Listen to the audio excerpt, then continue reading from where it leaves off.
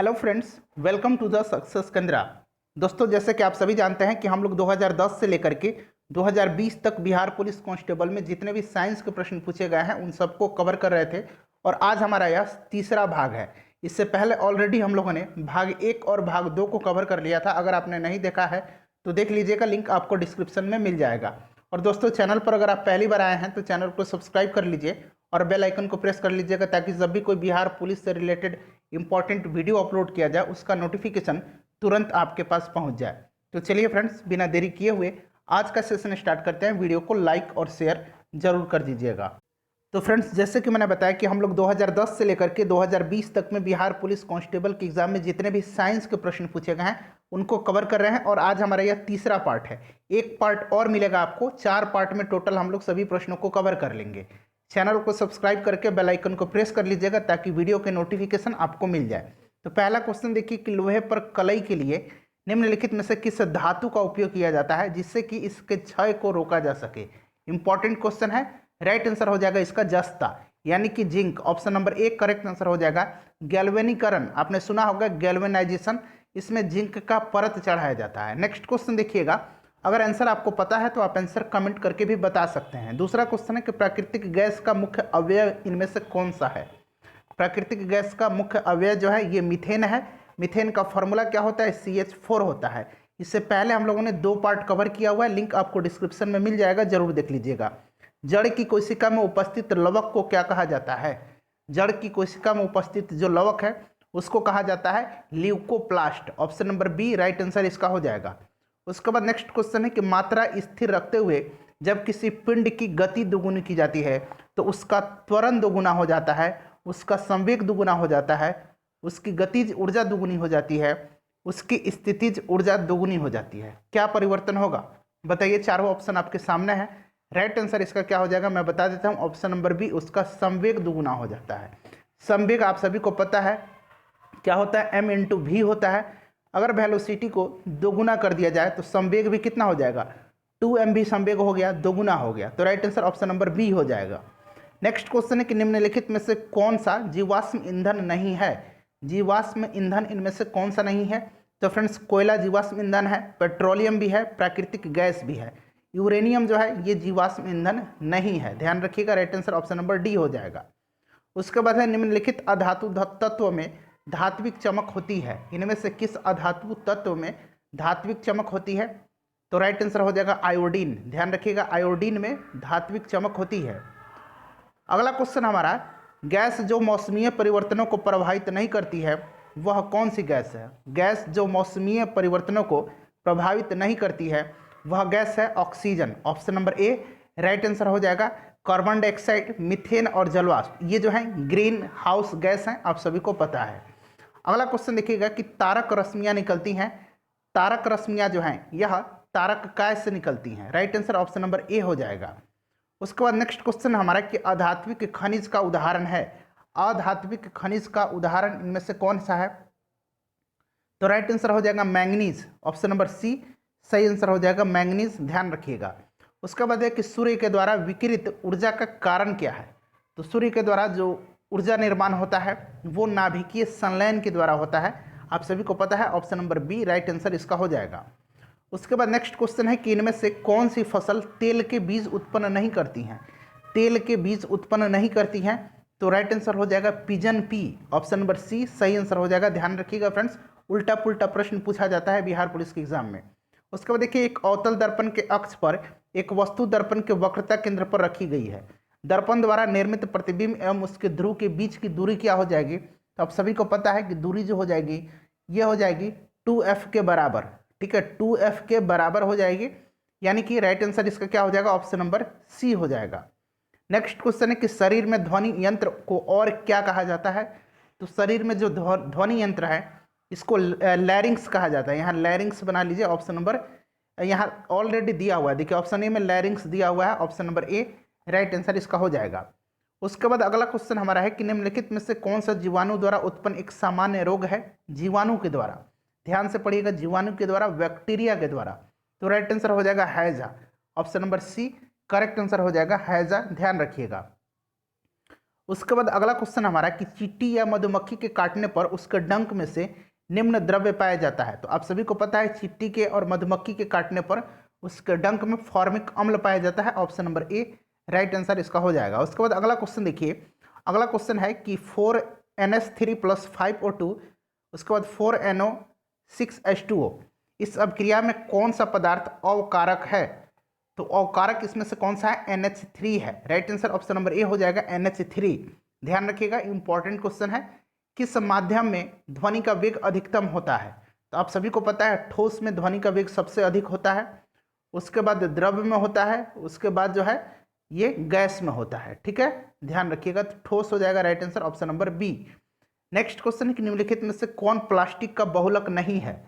Plastic का बहुलक इनमें से कौन सा नहीं है? तो टेफ्लॉन नहीं है। टेफ्लॉन जो है टेट्राफ्लोरोएथिलीन का बहुलक है। ध्यान रखिएगा, option number B right answer हो जाएगा। उसके बाद देखिए, मानव हृदय में शुद्ध रक्त पाया जाता है। मानव हृदय में शुद्ध रक्त पाया जाता है, तो आप सभी को पता है शुद्ध रक्त महाधमनी एवं बाएं निलय में पाया जाता है। Option number A right answer हो जाएगा, महाधमनी और बाएं निलय। निलय में अक्सर जो है अशुद्ध रक्त पाया जाता है, लेकिन ये जो बायां निलय है ध्यान रखिएगा यह एक एक्सेप्शन है और इसमें शुद्ध रक्त पाया जाता है। अगला क्वेश्चन है कि निम्नलिखित में से कौन एक गैर परंपरागत ऊर्जा का स्रोत है?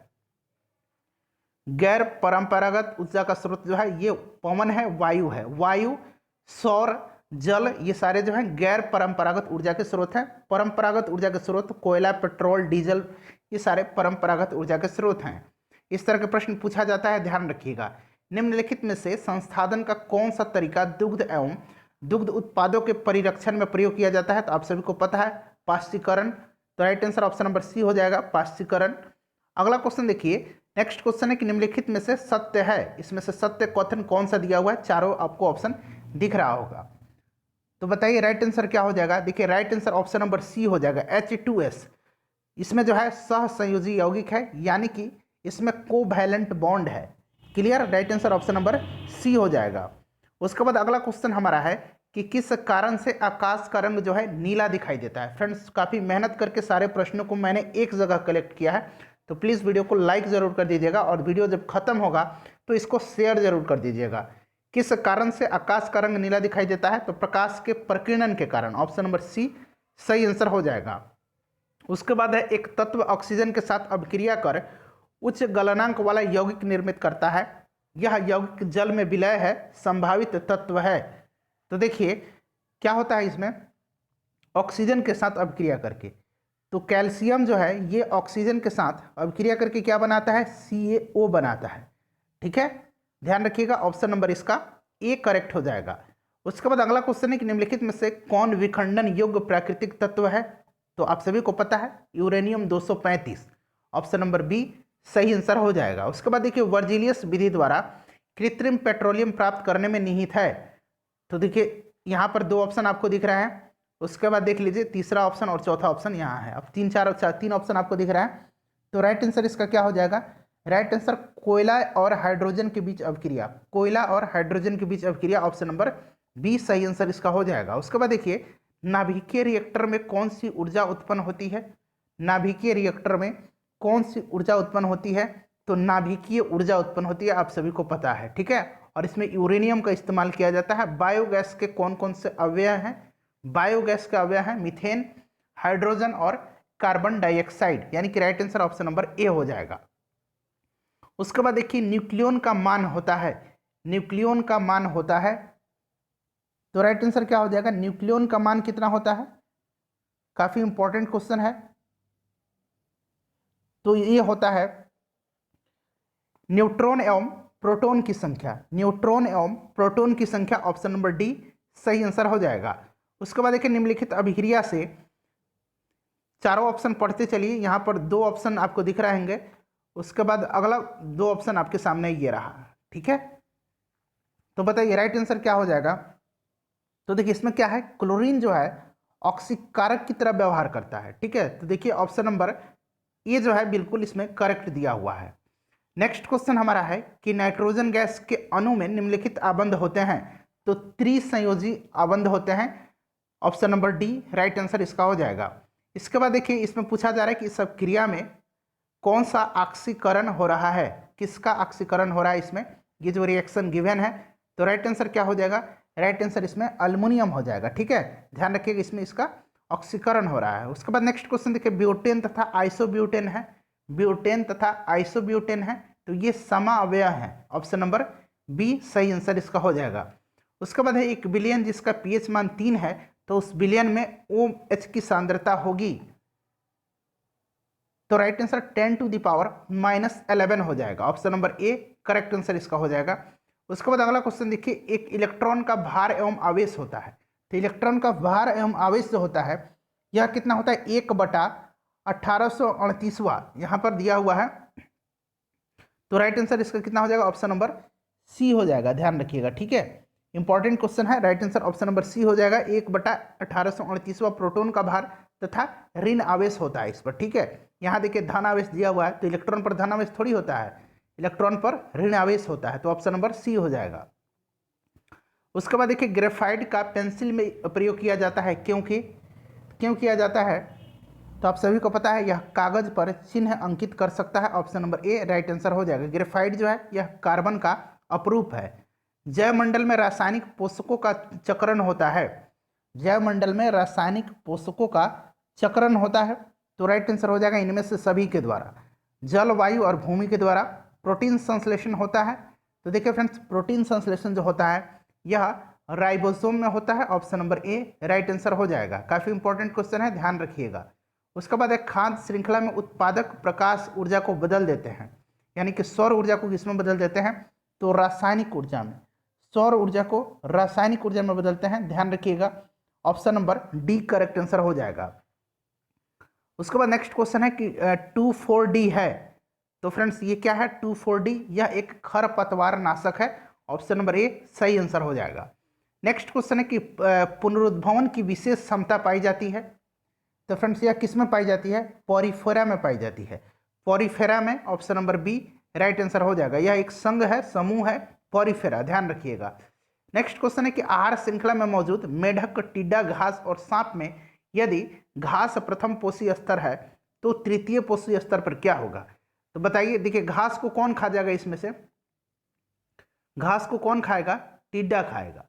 ठीक है, घास को टिड्डा खा गया और आपसे पूछा गया कि तृतीय स्तर पर, तो ये प्रथम स्तर पर है, द्वितीय स्तर पर कौन सा है, मेढक है, टिड्डा को खा गया, और सांप जो है यह मेढक को खा गया, तो राइट आंसर बताइए मेढक हो जाएगा। ठीक है, option number A right answer हो जाएगा।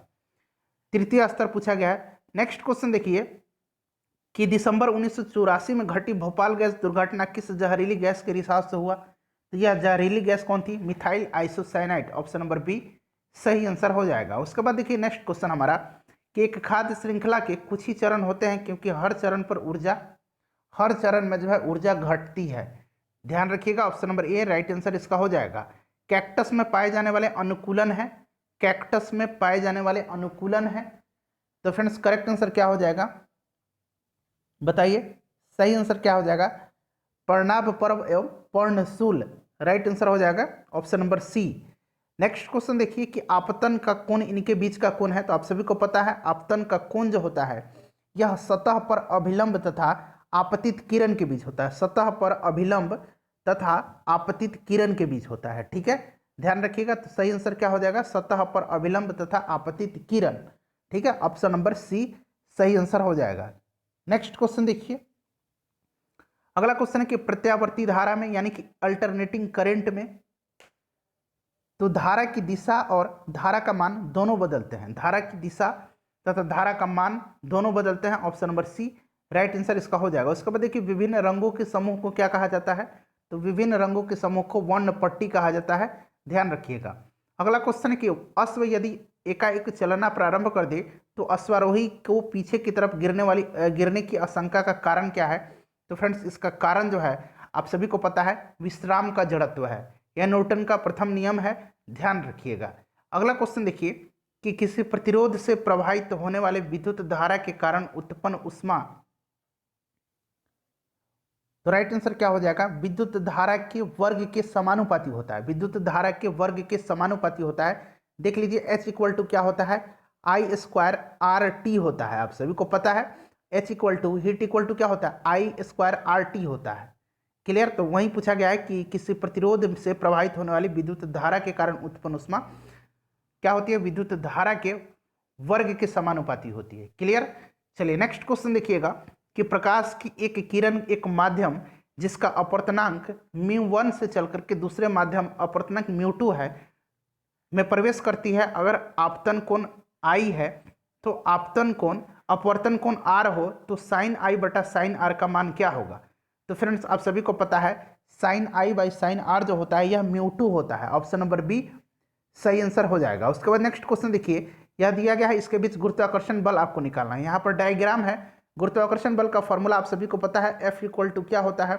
तो फ्रेंड्स F इक्वल टू होता है G m1 इंटू m2 बटा R स्क्वायर, दूरी का स्क्वायर होता है। देखिए R कितना दिया हुआ है, पहले सबको रखते चलिए एक एक, ठीक है। तो पहले ऑप्शन दिखा देता हूँ, ऑप्शन जी में दिया हुआ है, ठीक है।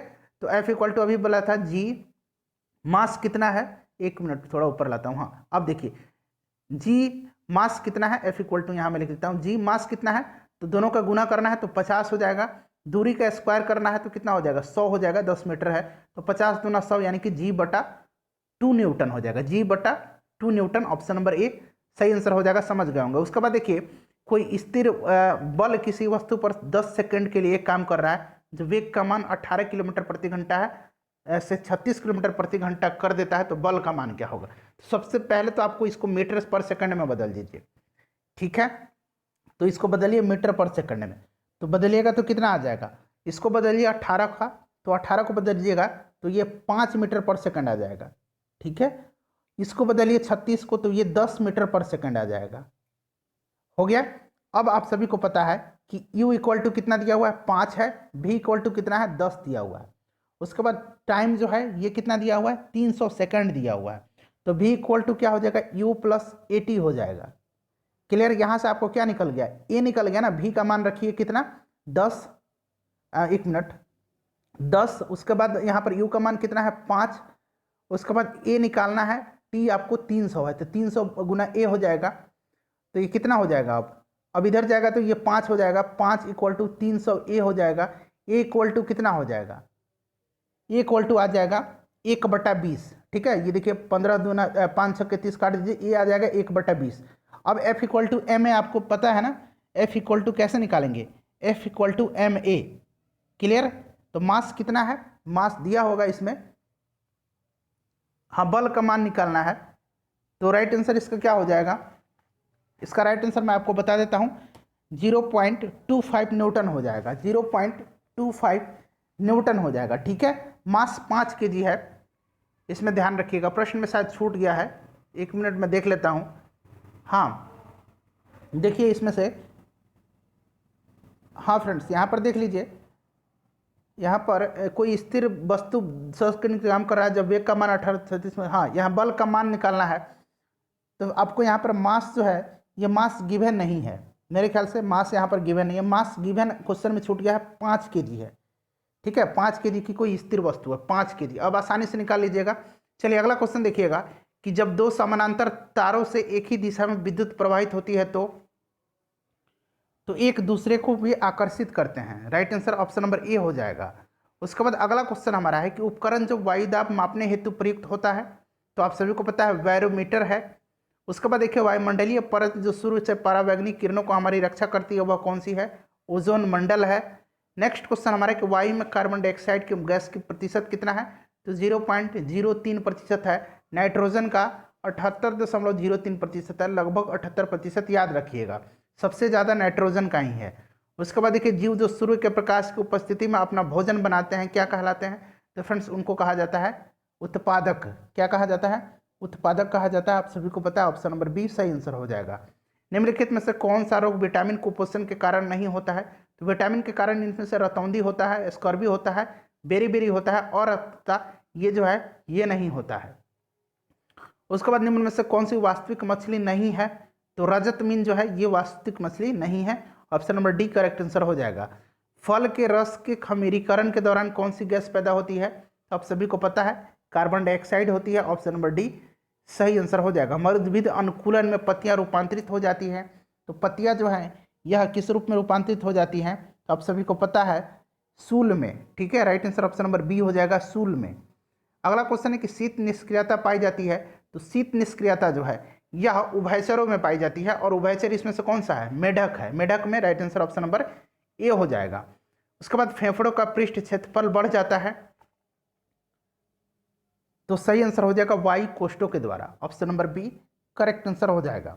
अगला क्वेश्चन देखिए कि किस प्रकार के कोशिका के विभाजन में गुणसूत्रों के जोड़े बनते हैं, तो फ्रेंड्स यह बनते हैं अर्धसूत्री विभाजन में, यानी कि मियोसिस में, ऑप्शन नंबर बी सही आंसर हो जाएगा। अगला क्वेश्चन देख लीजिए कि इनमें से कौन सी पाचक ग्रंथि नहीं है। पाचक ग्रंथि इनमें से नहीं है फ्रेंड्स। करीब करीब 30 से अधिक वीडियो को हमने कवर किया हुआ है बिहार पुलिस कांस्टेबल के लिए, सभी का लिंक आपको डिस्क्रिप्शन में मिल जाएगा, जरूर देख लीजिएगा। तो देखिए इसमें से पाचक जो ग्रंथि नहीं है वो कौन सी नहीं है, तो गुर्दा और फुफ्फुस, ये जो है पाचक ग्रंथि नहीं है। यह क्या है, तो यह जो है परिसंचरण एवं उत्सर्जन से संबंधित है, परिसंचरण एवं उत्सर्जन से संबंधित है, ध्यान रखिएगा। गुआनिन और साइटोकाइनिन जुड़े होते हैं, तो फ्रेंड्स यह 3 हाइड्रोजन बंध के द्वारा जुड़े होते हैं, ऑप्शन नंबर सी सही आंसर हो जाएगा, ध्यान रखिएगा। अगला क्वेश्चन देखिए, चुंबकीय क्षेत्र में रखे धारावाही चालक तार पर लगते हुए बल की दिशा मिलती है, तो आप सभी को पता है फ्लेमिंग का बाएं हाथ का नियम है, राइट आंसर ऑप्शन नंबर ए हो जाएगा, ठीक है। अगला क्वेश्चन देख लीजिए कि एक अवतल लेंस के सामने एक वस्तु रखी गई है, निर्मित प्रतिबिंब हमेशा जो होगा वह वास्तविक होता है, ऑप्शन नंबर सी सही आंसर हो जाएगा। उसके बाद देखिए F = R/2 मान्य है, तो यह अवतल लेंस और अवतल दर्पण और उत्तल दोनों के लिए है, ऑप्शन नंबर सी जो होगा फ्रेंड्स इसका बिल्कुल करेक्ट आंसर हो जाएगा, ठीक है। चलिए नेक्स्ट क्वेश्चन देखिएगा कि जब ध्वनि तरंगे चलती है तो ये अपने साथ ले जाती हैं, तो ध्वनि तरंगे जब चलती हैं तो अपने साथ ये क्या ले जाती हैं, ऊर्जा, ऑप्शन नंबर सी सही आंसर हो जाएगा, ऊर्जा। ध्यान रखिएगा रॉकेट किस सिद्धांत पर कार्य करता है, इसका आंसर अभी आप मुझे कमेंट करके बताएंगे, ठीक है। ये क्वेश्चन कई बार मैंने कराया हुआ है और आपने पढ़ा भी होगा। उसके बाद अगला क्वेश्चन है कि एक किरण एक अवतल दर्पण पर आपतित होती है, अगर यह किरण मुख्य अक्ष के समानांतर आती है तो परावर्तित किरण जो है यह कहाँ से गुजरेगी, तो फ्रेंड्स परावर्तित किरण जो है यह फोकस से गुजरेगी, ध्यान रखिएगा फोकस हो जाएगा, राइट आंसर ऑप्शन नंबर ए। उसके बाद देखिए द्रव्य में होता है, तो द्रव्य में क्या होता है, द्रव्य में होता है नियत आयतन, अनियत आकार एवं असंकोचन, तो right answer option number C हो जाएगा, ठीक है, ध्यान रखिएगा। उसके बाद है कि निम्न में से किस यौगिक में आयोनिक तथा सहसंयोजी दोनों आबंध होते हैं। आयनिक तथा सहसंयोजी ये होते हैं CaCl2 में, इसमें होते हैं CaCl2 में, option number B right answer हो जाएगा। उसके बाद रेडियो सक्रियता को मापने के लिए वाणिज्यिक रूप से उपलब्ध यंत्र हैं, तो फ्रेंड्स यह है गाइगर मूलर, यहाँ मैं लिख देता हूँ गाइगर मूलर, ठीक है। तो गाइगर मूलर यहाँ पर देखिए ऑप्शन में कहाँ दिया हुआ है, GM गणक दिया हुआ है, Geiger Muller, GM Geiger M से मूलर, ठीक है, ध्यान रखिएगा। अगला क्वेश्चन देख लीजिए कि इसमें जो अभिक्रिया है इसमें ऑक्सीकारक कौन सा है, तो इसमें ऑक्सीकारक जो है यह Cl2 हो जाएगा, option number C right answer हो जाएगा। ये प्रश्न शायद ऊपर भी हम लोगों को मिला था। उसके बाद एल्काइन का सामान्य सूत्र, तो एल्केन का क्या होता है, एल्केन का हो गया ये, उसके बाद एल्कीन का हो गया, एल्काइन का option number D right answer हो जाएगा। उसके बाद देखिए विलयन का सांद्रता व्यक्त करने के लिए कौन सी इकाई ताप के प्रभाव से प्रभावित नहीं होती है, तो फ्रेंड्स यह जो है मोलरता है, क्या है मोलरता, option number A right answer इसका हो जाएगा, इंपॉर्टेंट क्वेश्चन है। उसके बाद नेक्स्ट क्वेश्चन देखिएगा, हाँ अगला क्वेश्चन हमारा है कि इनमें से कौन सी एल्युमिनियम की मिश्र धातु है, तो एल्युमिनियम की मिश्र धातु जो है यह मैग्नीशियम है, option number D right answer हो जाएगा। मैग्नीशियम जो है यह अल्युमिनियम और मैग्नीशियम से मिलकर के बना हुआ है, ध्यान रखिएगा, काफ़ी हल्का धातु है, वायुयान वगैरह के पार्ट पुर्जे में इसका इस्तेमाल किया जाता है। तो फ्रेंड्स करीब करीब 100 क्वेश्चन हमने कवर किया हुआ है, और इससे पहले भी हम लोगों ने करीब 100 क्वेश्चन एक वीडियो में और 150 क्वेश्चन एक वीडियो में कवर किया हुआ है। 4 पार्ट में मैं आपको सारे साइंस के प्रश्न को कवर करवा दूंगा। आज तीसरा पार्ट समाप्त हो गया, कल आपको चौथा पार्ट भी मिल जाएगा। फ्रेंड्स PDF आपको टेलीग्राम पर मिल जाएगा, टेलीग्राम का लिंक डिस्क्रिप्शन में मिलेगा। पढ़ाई करते रहिए, अपना ख्याल रखिएगा, मिलते हैं नेक्स्ट वीडियो में। Thanks for watching.